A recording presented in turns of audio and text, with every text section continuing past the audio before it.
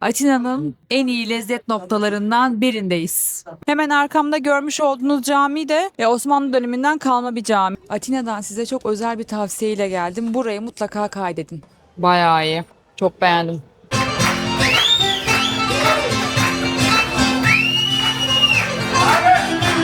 Herkese Atina'dan merhaba.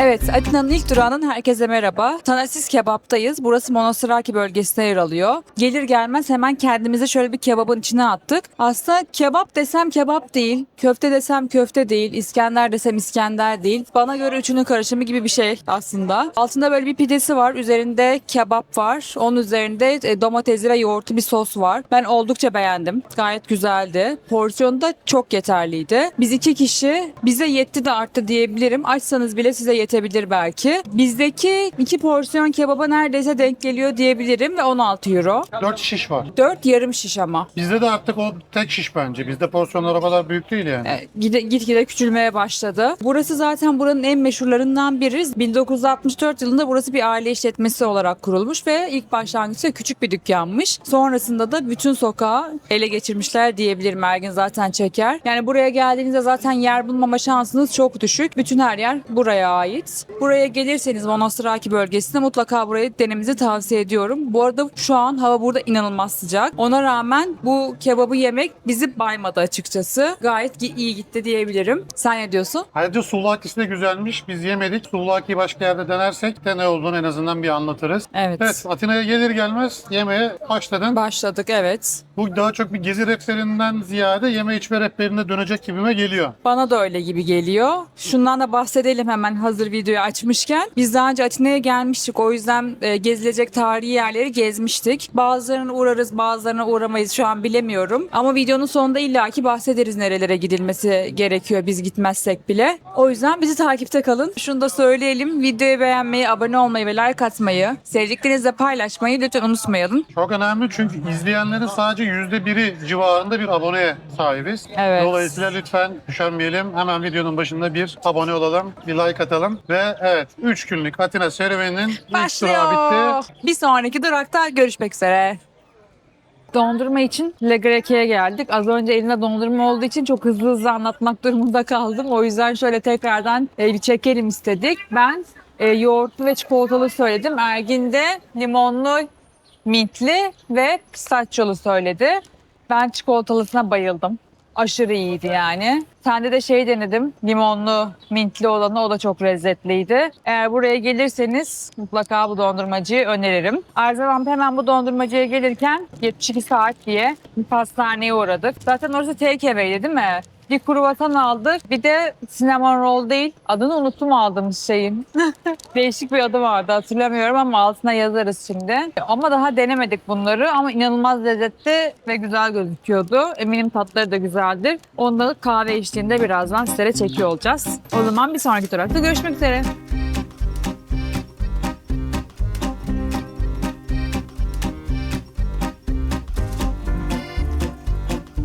Atina'nın kalbi olan Monastiraki Meydanı'ndayız. Burası çok ünlü bir meydan ve çok kalabalık bir meydan. Bir sürü yemek yeme yeri var, tarihi dokular bir arada, rooftoplar var, bit pazarı var. Her şey bir arada bulabileceğiniz bir mekan. Hemen arkamda görmüş olduğunuz cami de Osmanlı döneminden kalma bir cami. Burası 400 yıl boyunca Osmanlı hakimiyetinde kaldığı için zaman zaman Osmanlı mimarisine de ya da bu tarz eserlere de denk gelebiliyoruz. Şu an cami tabii aktif olarak cami olarak kullanılmıyor. Müze olarak kullanılıyor. Buranın arkasında da hemen şurada bir yerde Akropolis olacak. Bu meydana geldiğiniz zaman hem bu tarihi dokuları hem şehrin sembolü olan Akropolis'i burada görebilirsiniz. Aynı zamanda Roma Agorası da hemen bu bölgede yer alıyor. Meydanda cam bölmeler var. Oradan da yine kalıntıları görüntüleyebiliyorsunuz. Burası böyle hareketli bir yer. Peki bit pazarı var dedim. Bit pazarı ile ilgili bilgi vereceğim mi? Çünkü oraya Bit girdik pazarı çıktık. ile ilgili nasıl diyeyim, çakmacıların olduğu bir yer diyebilirim ama birazcık şey hissi de veriyor bana. Yazlık yer yerlerde böyle küçük yazlık yerlerdeki çarşılar olur ya, öyle bir vibe'ı da var. İşte hafiften küçük bir Sultanahmet, Eminönü karışımı bir vibe'ı da var. Böyle bir yer yani. Çok bir şey alabileceğiniz bir şey yok bana göre, bilemedim. O zaman biz devam edelim. Müzeye girmeyeceğiz anladığım kadarıyla. Müzeye girmeyelim. Girmeyelim. Zaten cami olarak kullanılmıyor. Yunan kültürüyle ilgili küçük bir müze yapmışlar. Evet ama dışı tamamen Osmanlı mimarisi. Zaten siz de görüyorsunuzdur arkamdan. O zaman gidelim Roma Agorası'nı görelim. Oradan devam ederiz. O zaman bir Roma Agorası, uzaktan bir Akropolis. Akropolis'e çıkacak mıyız, çıkmayacak mıyız? Hepsi bunlar soru işareti.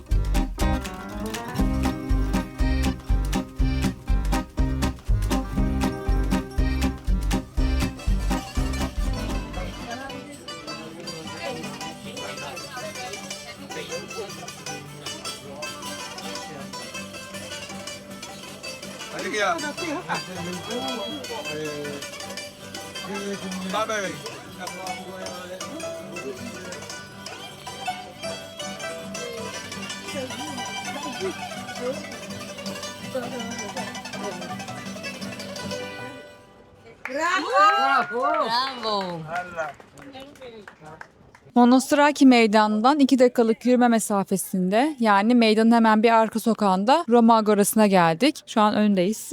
Buranın girişi 10 euro ama bence içeriye girmeye para ödemeye gerek yok. Çünkü zaten her yeri açık ve her yerden görebiliyorsunuz içeriği. Tarihi ilginiz varsa içeriye girip tabii ki detaylı olarak inceleyebilirsiniz. Ama naçizane bence gerek yok. Sence? Yani içeride de zaten İstiyorsan bir biz kişi gösterelim.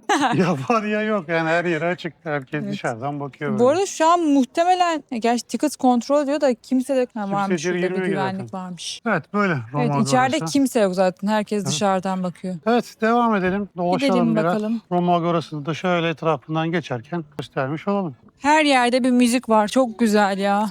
En sevdiğim şey sokakta yürürken müzik duymak. O yüzden sokak sanatçılarını destekleyelim.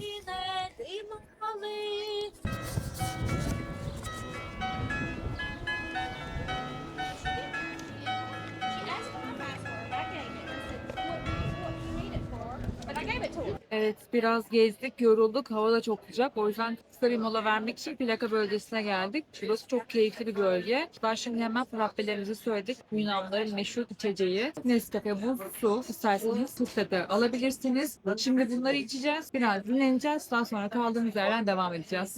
Bu arada kahvelerimizi içerken 72 saatten kruvasanımızı aldık. Bir de orada popüler bir şey daha vardı. Adını unuttum ama ondan aldık. Şimdi onları deneyeceğiz aslında burada. Kruvasanın görüntüsü gerçekten çok güzel gözüküyor. Dükkanın önünde inanılmaz bir kuyruk var. Neydi Ergin?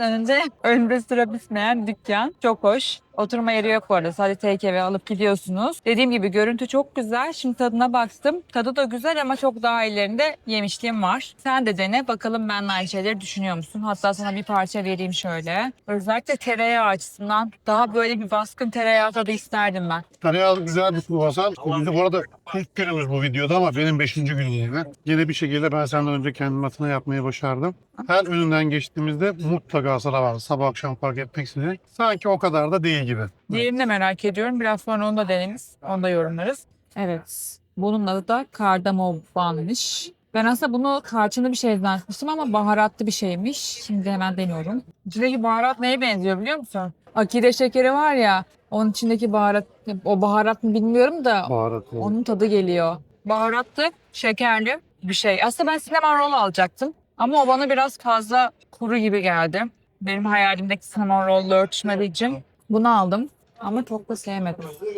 Must Bu arada try değil. kötü değil. Yani mutlaka deneyin diyeceğim bir şey değil. Neden öyle dedin? Çünkü Öyle orada yazmışlardı. öyle yazmışlardı bunun altına. Hamuru güzel. Hamuru güzel zaten işte 72 saatte fermente ediyorlarmış bütün hamurları. Yarın bir de belki cinnamon roll'una şans veririz. Zaten yarın sabah için Ergon'a gideceğiz. 72 saatte Ergon'un bir kuruluşu. Belki vardır. Zaten hemen yan Belki yana menülerinde sayılıyorlar. vardır. Getiriyorlardır oradan belki. Bakarız. Evet, öyle olursa deneriz sabah kahvaltısında. Tamam. Öyle bunları denemiş olduk. Atina'nın en çok yenilen yerlerinden biri burası. Denedik ve dürüstçe yorumladık. Overrated dedik. Aynen. Peki. Yani illa yerip saatlerce önde kuyruk beklemeyin. Evet. Biz bekleriz falan. Peki o zaman bir kez daha afiyet olsun. Bu arada hazır şu an burada görmüşken sizi sinekler konusunda uyarmamız lazım. Evet, neye gelirseniz mutlaka yanınızda bir sinek kovucu. Bir de ısırıldıktan sonra sürmek için mutlaka yanınıza bir şey alın. Çünkü burada inanılmaz sinek var. Bu da böyle bir bilgi. Hamuru güzel bayağı. İçinde üstünde sinemon olsaymış güzel olurmuş. When you bring out the sunshine in me. And when you bring out the sunshine.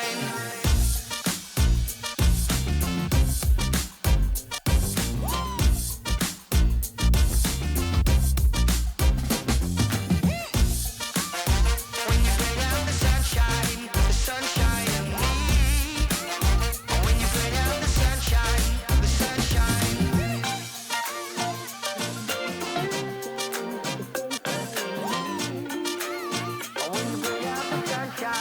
Evet, Dos Gardenias'a geldik. Burası çok tatlı bir Küba barı. Şimdi kokteyllerimizi söyledik. Gayet lezzetliler. İçerinin atmosferi çok güzel, sokak da çok güzel. Eğer bu bölgedeyseniz mutlaka buraya gelip buranın böyle bir havasını almanızı tavsiye ederim. Her şey gayet keyifli. Peki bana niye böyle bir kokteyl söyledin? Bilmiyorum, güllü falan görünce böyle bir hoşuma gitti. Kocana Güzel gül- olur diye düşündüm. Kocana güllü kokteyl mi layık? Ha, içinde cin de var. Niye layık görmeyeyim? Güllerden de güzel. İçinde cin var bu arada. Güllü likör var sadece. Öyle şeyler var yani. Peki. Beğenmezsen artık yapacak bir şey yok. Ben içerim. Beğendik burayı. Güzel. Evet, çok mekan inanılmaz tatlı. Zaten her gün içeriden görüntüleri mutlaka koyar. O yüzden tavsiye ediyorum. Ve çok güzel böyle Küba tarzı müzikler çalıyor. Latino.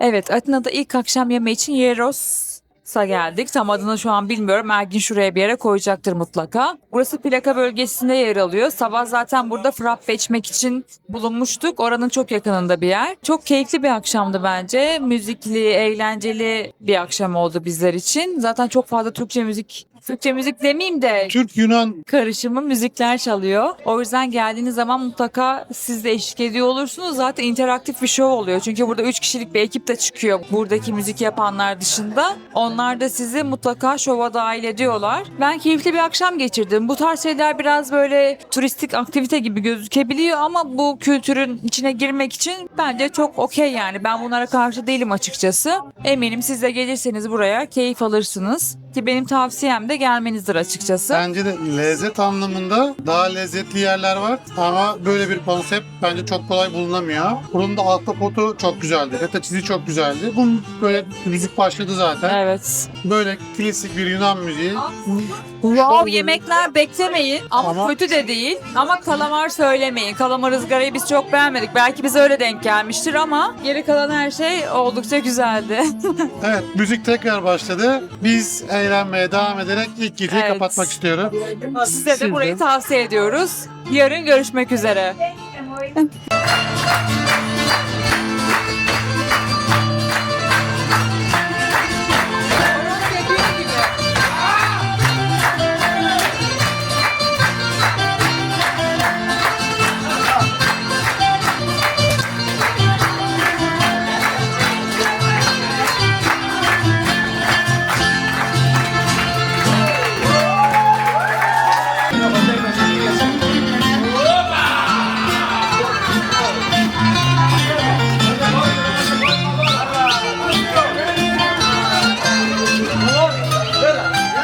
Atina'da ikinci günün sabahından herkese günaydın. Şu an Ergon House'tayız. Burası aslında Agora konseptinin, yani antik Yunan'daki Agora konseptinin modern hali diyebiliriz. İşte otel, yemek, market hepsinin bir arada bulunduğu bir yer. Aslında Selanikli iki kardeş tarafından Selanik'te kurulmuş ve premium Greek food konseptiyle kurulmuş bir yer. Biz de burayı denemek istedik. Zaten şu an burada da oldukça popüler ve trend bir yer. Biz buraya kahvaltı için geldik. Ben çok beğendim söylediğimiz bütün her şeyi. Evet, neler yedik peki biz bugün burada kahvaltıda? Bir çırpılmış yumurtalı, avokado ezmeli, işte somon fümeli bir tabak söyledik. Yanında cheese vardı. Çok lezzetliydi. Onun haricinde bugatsa yedik. Aslında 2 tane bugatsa yedik. Biz ilk başta peynirli ve ıspanaklı bir bugatsa söyledik. Onu çok beğenince de hemen ardından kremalı tatlı olan versiyonundan söyledik. O da çok lezzetliydi. Onu da çok beğendik. İkisinin de dışı çıtır çıtır incecik ve içerisinde işte malzemesi vardı. O bayağı beğendim. Onun haricinde tatlı olarak da Bugatsa ile ilgili araya bir bilgi vereyim mi? tabii ki. Biz daha öncesinde burada Bugatsa Pisiri'de, yani Pisiri'de bulunan meşhur Bugatsacı da sadece Bugatsa yapıyor. Orada yemiştik her ikisinden de. Bence burası oranın Bugatsasını döver.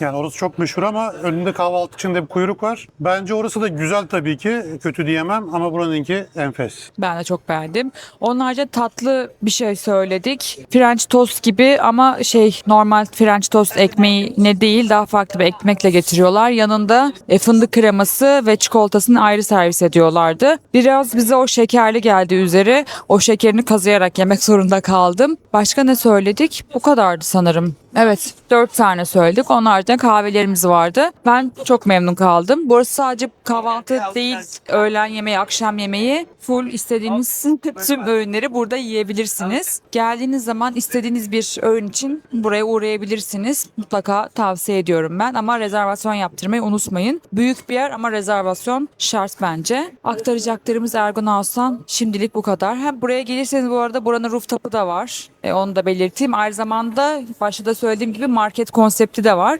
Buradan beğendiğiniz bir şeyi alabilirsiniz. Böyle güzel, tatlı bir yer. Güzel bir başlangıç oldu sabah için diyebilirim. Bakalım buradan nerelere gideceğiz.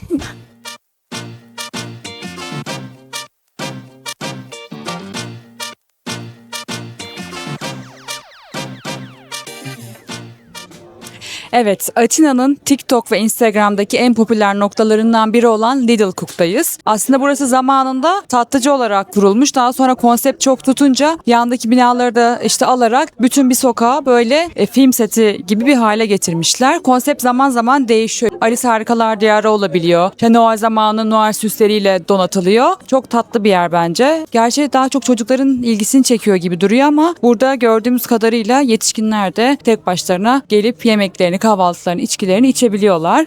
Akşam da gelirseniz ışıklı haliyle de burası çok keyifli ve güzel gözüküyor. Dün akşam geldiğimizde tam 12 idi. O yüzden ışıkları kapatmışlardı. Ama bu akşam mutlaka çekiyor oluruz burayı, ışıklı halini. Böyle tatlı bir yer.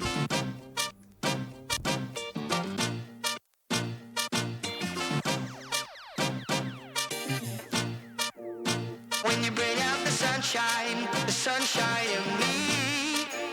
And when you bring out the sunshine, the sunshine.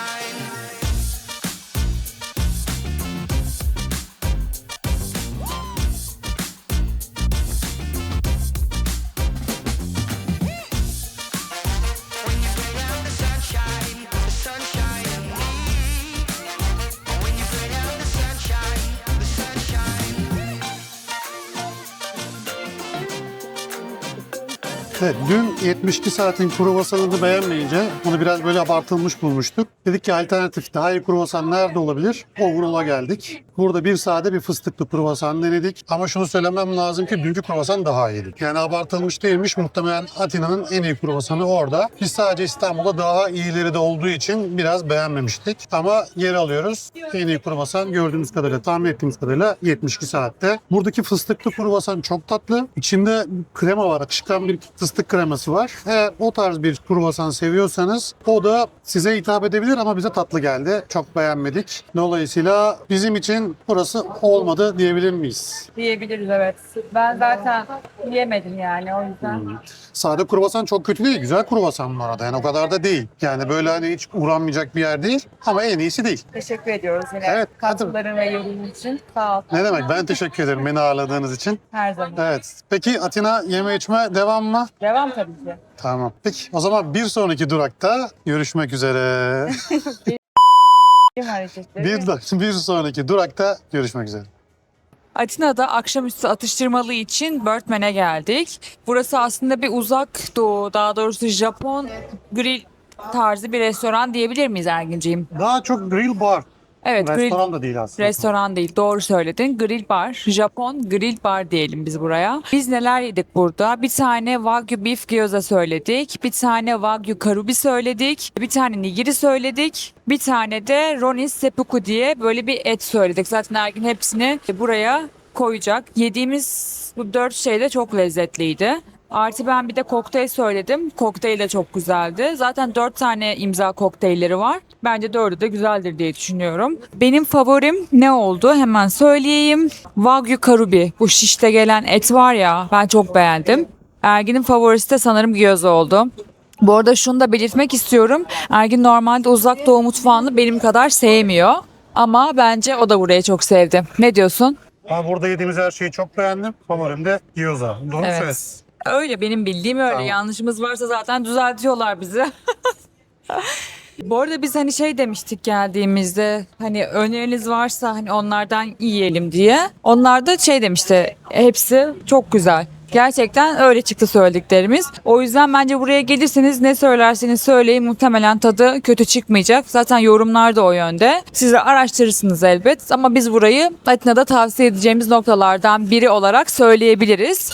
Ama burayı şöyle söyleyelim, bence akşam yemeği için çok belki tercih etmek istemeyebilirler. Çünkü porsiyonlar, özellikle atıyorum nigirinin falan 2 parça, biraz küçük geliyor. O yüzden hani daha çok atıştırmalık tarzı tercih ederseniz daha mutlu eder burası sizi. Doymak için gelirseniz bir tık pahalı çıkabilir hani diğer yerlere göre diyebilirim Atina'da. Böyle. Bir de biz buradan yaklaşık 1-2 saat sonra akşam yemeğine gideceğiz.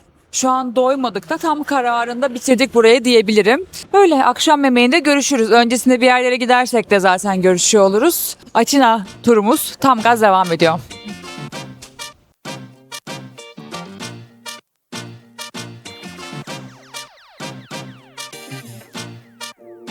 When you bring out the sunshine in me. And when you bring out the sunshine, the sunshine.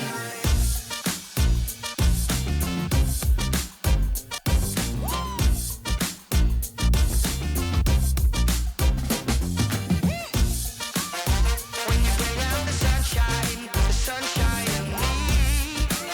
And when you bring out the sunshine, the sunshine.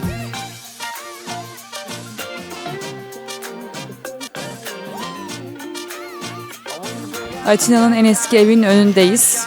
İçeriye girip şöyle bir baktık biz de. Eğer siz de dışarıdan görmek isterseniz, odalarına girmek istemezseniz, ki zaten çok da içeride görmeye değer bir şey yok değil mi? Yani herhangi bir ücret ödemiyorsunuz demeyeyim de, içeride bağış kutusu var. Bozuklukları atarak içeri girebilirsiniz aslında. Ama çok bir şey yok. Yine de gelip Atina'nın ilk evlerinden bir örnek görmek isterseniz buraya uğrayabilirsiniz. Plaka bölgesine yer alıyor.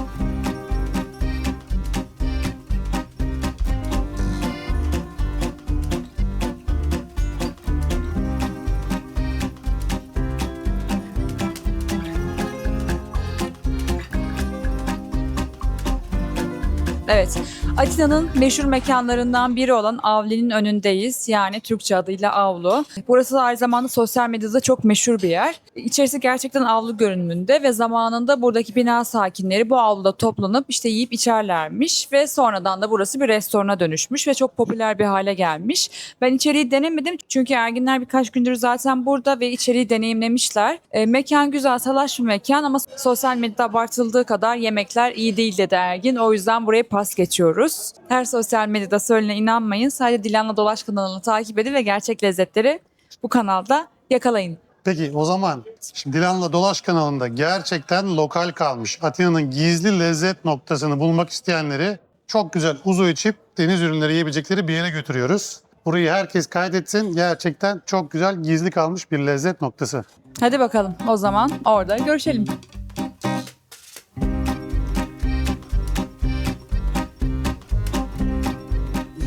Evet, Atina'da ikinci günün akşam yemeği için Lesbos'a geldik. Burası merkezden yaklaşık 15 dakikalık bir yürüme mesafesinde ve deniz ürünleri üzerine bir restoran. Ergin'cim daha önce burayı denemişti aslında. O yüzden avluyu pas geçip buraya geldik direkt olarak. Biz bugün neler söyledik? Bir karides söyledik. Bu ızgara karides. Mürekkep balığı söyledik, yağda kızarmış. Ançüez söyledik, o da yağda kızarmış. Sahanda bir feta cheese söyledik ama sadece feta cheese değil, üzerinde işte domates, biber ve soğan da var. Çok lezzetliydi. Bir de klasik Yunan salatası söyledik. Yediğimiz her şeyi ben çok beğendim gerçekten. Özellikle bir sıralama yapmam gerekirse karides ve sahanda feta cheese'i top 2'ye koyarım yani. Ben çok beğendim. Senin favorilerin neler? Karides benim favorim zaten. Feta cheese de güzel, mürekkep balığı da güzel. Evet, o da çok İki lezzetliydi. kişi olduğumuz için hepsi bunların gelince bekleyince biraz soğuyor ama sıcak sıcak yerseniz 4 kişi gelirseniz falan bence çok güzel bir masa. Ben de katılıyorum. Bu arada kalamar söylemedik çünkü Ergin bir önceki geldiğinde kalamar ve ahtapot denemişti ama yine beğenmişti ama çok beğenmemişti. O yüzden biraz kalamarla eşdeğer olacak şekilde mürekkep balığı söyledik. Ben bayağı beğendim bu arada. Böyle. Eğer Atina'ya gelirseniz bence bir akşamınızı buraya ayırmalısınız. Hem lezzetli hem lokallerin takıldığı güzel bir yer diye düşünüyorum. Tavsiyemdir.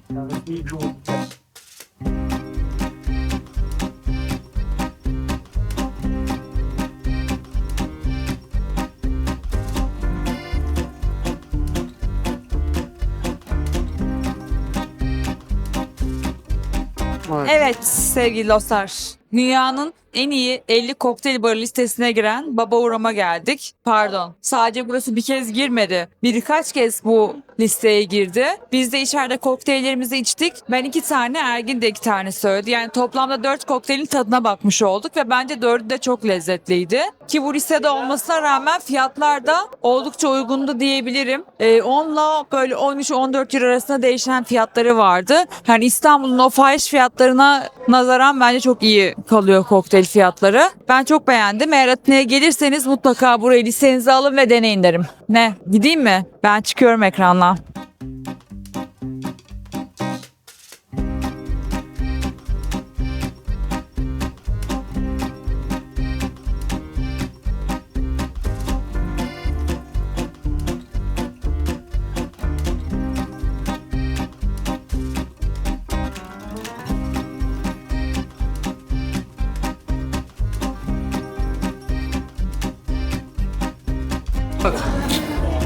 Çok güzel bir yer. Çıkın çıkın gelin. Evet, Atina'daki 3. günümüzün sabahından herkese günaydın. Kahvaltı için Karamanlidika'ya geldik. Karamanlidika adı aslında Anadolu'daki Karamanlides topluluğundan geliyor. Bu toplulukta Anadolu kökenli Rum topluluğuymuş ve Kapadokya ve Karaman bölgesinde yaşamışlar. Mübadele zamanında da işte buranın sahiplerinin artık dedeleri diyelim buraya gelmişler ve Atina'da bu dükkanı açmışlar. İçeride de işte pastırma, sucuk, menemen gibi Türk mutfağına çok yakın lezzetler var. O yüzden geldiğiniz zaman yüzden biraz şaşırabilirsiniz. Biz 2 yıl önce geldiğimizde de burayı denemiştik. O zaman da beğenmiştik. O yüzden tekrardan gelip denemek istedik. Lezzetler hala bence çok iyi. Biz bugün neler yedik? Pastırmalı, sucuklu menemen söyledik. Kavurma söyledik. Kavurmayı böyle patatesli, hafif böyle sucuk parçaları ve biberli yapıyorlar. Bir de Greek salat söyledik. Üçü de çok lezzetliydi. Ve yanına da çay söyledik. Çayları da gördüğünüz zaman şaşırabilirsiniz. Böyle büyük su bardağında ama bayağı büyük su bardağında sallama şeklinde geliyor. Tabii öyle çok tadı yok. Demleme çay gibi değil ama işte insan yoklukta içiyor. Bir de çay servisleri 12'den sonra yok. Onu da belirteyim. Eğer 12'den sonra gelirseniz çay bulamazsınız. Ve burayı sadece kahvaltı gibi düşünmeyin. Yine günün her saatinde burada gelip bir şeyler yiyip içebilirsiniz. Bir şey söylemek istiyor musun? Kahve yok burada. Ha, kahve Çayı da yok. 12'den sonra Evet. vermiyor. Aslında bence burası ilk kurulduğunda belki kahvaltıcı değildi. Türkler kahvaltıya gide gele burayı alıştırdılar. Çünkü 12'den sonra çay yok diyor. Yani zahmetli bir iş yapmıyor ki, sıcak suyun içine demleme çay atıyor. İşte orada mekanda o görüntüyü vermek istemiyorlardır muhtemelen kahvaltıcı havası olmasın diye. Çünkü yani saat biz şu an 1'e geliyor gerçi neredeyse artık ama herkes alkole geçmişti yani içeride. Daha önce geldiğimizde sucuğu biz ayrı da almıştık, sosisi de almıştık. Hepsinin lezzeti çok iyiydi. Bence hepsi çok güzel. Yerken sorun, zaten büyük çoğunluğunda domuz yok. Domuzu neredeyse hiç kullanmıyorlar. Ama gene de bir sorun. Zaten Türk olduğunuzu anlayınca da hemen domuzsuzları tavsiye ediyorlar. Böyle güzel, lezzetli. Evet, Türk yine Yunan burası- diyemeyeceğim, bu Türk kahvaltısı. Tamamen artık yani. Menemen de Türktür yani. Adam da menemen diyor zaten. Bilemeyeceğim Evet. şimdi bir tartışma başlattık yeniden. Nasıl? Menemen Türktür yani. Bunun tartışmasını başlatacak bir şey yok. Yorumlara yazsınlar. Tamam. Okey. Bu arada şunu da belirteyim. Yine burası da buranın popüler yerlerinden biri. Geldiğiniz zaman Türkler yine çok fazla var burada. O yüzden Evet, burada arkada bir avlusu da var, bahçesi. Kalabalık gruplar için de uygun yerleri evet var. yani sadece buradaki şey yok. Doğru söyledin onu. Bir sıra beklemedik yani. Gelenler de sıra beklemedi. Direkt geçti. Öyle rezervasyona falan gerek yok. Onu belirtelim. Gelirseniz buraya da uğrarsın. O zaman Bir sonraki durakta görüşmek. üzere. Mokka'da kahvelerimizi içmeye geldik. Türk kahvesi değil, Yunan kahvesi yerseniz. Menemen yedik ya. Üzerine dedik ki bir de Türk kahvesi içelim. Evet, O yüzden buraya geldik. hafif bizdekine göre. Ama zaten şeyle yapmıyorlar. Arabika ile yapmıyorlar. İki çeşidi varmış. Bir Etiyopya, bir Brezilya. Sen sanırım Brezilya olanı içtin. Bir de Etiyopya'nın tadına bak o zaman. Deneyelim. Bu hafif geldi bana. Yani içilir. Aslında biz de Türk kahvesini farklı çekirdeklerle denemek kimsenin aklına gelmedi. Belki bir fikir olabilir. Buna mı daha karakteristik demişti? Öyle. Evet. Etiyopya biraz daha karakteristik. Brezilya daha dengeli dedi. Evet, doğru. Kahveyi- Tam doğru söylemiş Kahve bence. çekirdeklerini 2 defa öğütüp filtre edip sonra bizdeki gibi cezvede pişiriyorlar. Yani Cezve zaten şurada. kahvenin çekirdeğini değiştirip Yunan kahvesi demişler Türk kahvesine. Ya mükemmel, gerçekten mükemmel. Hani 3. güne kadar hiç Türk mutfağı, Yunan mutfağı kahvesine girmedik ama menemen üstü kahve tam artık yani. Ya iç içe geçmiş kültürler ya. Hep herkes birbirinden bir şeyler görmüş, etkilenmiş, yapmış. Güzel atışmalar bence. Peki bulunduğumuz yeri de söyle, neredeyiz şu anda? Atina Nerede? Halk Pazarı'nın Ha, hemen evet. girişinde bu, Okey. bu kafe. Tamam. Şu an arkamız zaten et pazarı. Benim Ya- sana bir an boş bakışım. Yan taraf yan hol mu denir artık? Orası da balık pazarı galiba. Bir balık pazarına girip bakalım, orada kendin pişirken, az kendin pişir değil de sen seçiyorsun, onlar pişiriyor, getiriyorlarmış. Öyle yerler var. Belki yemeyiz şu anda ama belki çeker gösteririz. Belki de deneriz, bilemiyoruz, görürüz. Peki tamam, biz kahvelerimizi içelim, devam edelim. Kahvemizi içiyoruz, yanına bir Yunan lokumu da yemeyelim bir şey. Nasıl Yunan lokumu? Greek Delight mı?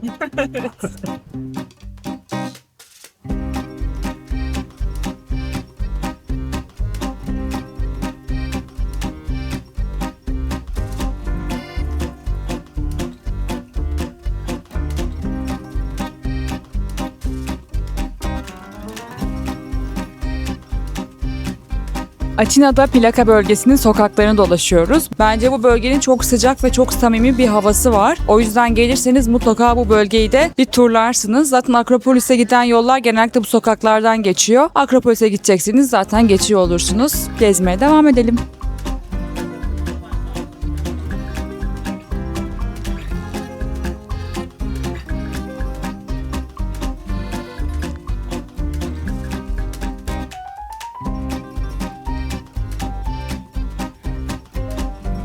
Hello. Akropoli restoranttayız. Burası hemen Roman Agorası'nın yanında yer alıyor. Dün de bahsetmiştik. Burasının bence içerisine girmeye hiç gerek yok. Zaten girseniz bile yakından incelemek isterseniz birçok eserin önünde, işte yapının önünde daha doğrusu ipler var. Zaten çok yakından inceleyemiyorsunuz. Buraya gelip oturup hem Akropolis manzarasını hem de Roman Agorası'nı böyle seyrederek bir şeyler yiyip içebilirsiniz. Bu da bizden size bir tavsiye olsun.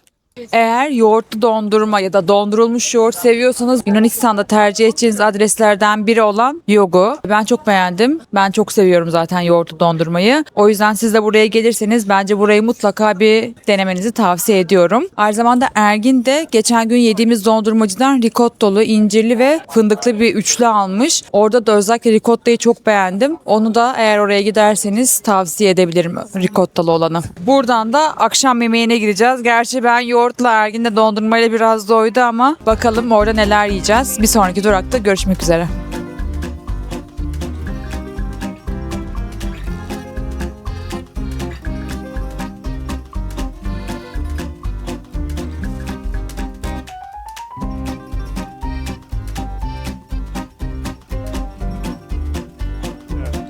Evet, Atina'da 3. günün akşam yemeği için 360 kokteyl bara geldik. Burası Monastiraki Meydan'da yer alan bir rooftop ve Akropolis manzaralı. Ben manzarasını çok beğendim. Çok keyifli bir yer. Biz akşam yemeği için geldik buraya söylediğim gibi. Neler yedik peki bugün burada? 2 tane aperatif söyledik, bir tane de ana yemek söyledik. Aperatiflerden biri ahtapot carpaccio, diğeri de levrekli, mangolu, kişnişli bir tabaktı. Ana yemek olarak da aslında adı risotto diye geçmiyordu ama bence birazcık risottoyu andırıyor. Hatta paella'yı da andırıyor gibiydi ama tabii o kadar fazla deniz ürünü yok içerisinde. Sadece kalamar vardı. Kalamarı içerisinde yumuşaktı. Porsiyonlar büyük bu arada ama mesela ana yemek olarak ben bunu tek başıma hayatta bitiremezdim. Hem gerçekten çok büyük hem de birazcık yoğun bir sosu var diyebilirim içindeki sosun. Tek başınıza bunu yemek isterseniz biraz ağır gelebilir. Ama diğer o 2 aperatifi çok beğendim. Ergin'cim sen ne dersin? Ben sana ek olarak sadece bir ekleme yapayım. Burası akşam yemeği için kişi başı 50 euro minimum harcama limiti var. Onda rezervasyon yaparken bir kişinin parasını yani 50 euroyu online ödemenizi istiyorlar. Zaten ama 2 kişi buradan akşam yemeği 100 eurodan aşağıda çıkamazsınız. Öyle ucuz bir yer değil. Çünkü tam Monastiraki Meydanı'nda Akropolis manzaralı 360 derece manzarası olan bir rooftop. Evet, bu arada şöyle bir bilgi de vereyim. Hava çok sıcak. Eğer öğlen gelmek isterseniz burada muhtemelen kavrulursunuz diyebilirim. Biz saat 5.30 gibi geldik. Ona rağmen böyle ilk bir saat oldukça sıcaktı. Şimdi daha yeni böyle hava birazcık daha düzeliyor. O da aklınızda olsun. Böyle. Son bir ekleme daha yapayım. Tabii ki. Yemek dışında kokteyle geleceğim derseniz de onu unuttum söylemeyi. Kokteyl içinde kişi başı minimum 35 euro harcama limiti var yine. Onu bilmiyordum. Kokteyllerde ortalama 14-15 euro tanesi. Evet, kokteyllerin tadı da güzeldi bu arada. İçtiklerimizi beğendim. Ama tabii dünkü kokteyl bar gibi değildi, onu da söyleyeyim. Ama güzel. Böyle. Biz o zaman bu akşamın keyfini çıkartmaya devam edelim. Bir sonraki durakta ki gideriz gibi duruyor. Bir sonraki durağımız olur gibi duruyor. Gidersek de orada da kapanışımızı yaparız artık. Görüşmek üzere. Evet, Atina'nın bu meşhur profiterolünü deniyoruz. Hemen şöyle. Bayağı iyi. Çok beğendim. Adını okuyamıyorum ama Ergin'cim sen şuraya bir yere eklersin muhakkak. Yani gelirseniz denemenizi mutlaka tavsiye ederim. Hem sosu hem de içindeki malzemesi çok başarılı. Fazla konuşmaya gerek yok yani. Biz en küçük boyunu aldık bu arada, 4.70 fiyatı. Gelirseniz muhakkak deneyin derim. Biz fıstıklı ve üzerine bitter bir çikolata söyledik. Tabii daha fazla seçenekler de mevcut ama ben bu ikisinin uyumuna bayıldım. Evet. Atina'da son akşamımız. Yarın sabah İstanbul'a doğru gidiyoruz. Atina'yı bitiriyoruz. Güzel bir geziydi. Gezi diyebilir miyim bilemedim şu an ama bizim için keyifliydi. Birazcık da zaten böyle yeme içme üzerine ilerleyeceğini biz de biliyorduk. Çünkü bu bizim aslında 2. Atina ziyaretimiz. Tarihi yerleri ilk geldiğimizde gezmiştik. Burada da hava şu an çok sıcak olduğu için işte Akropolis vesaire oralara çıkamadık açıkçası. Ancak sabah çok erken saatlerde oralara gitmek gerekiyor böyle sıcaklarda. Videonun başında da söylemiştim. Tarihiyle ilgili bu videodan bir beklentisi olan varsa zaten şu anda da bu videonun sonunu izliyorsa beklentisini karşılamadığını görecektir. Ama dediğim gibi biz bu tatilden çok keyif aldık.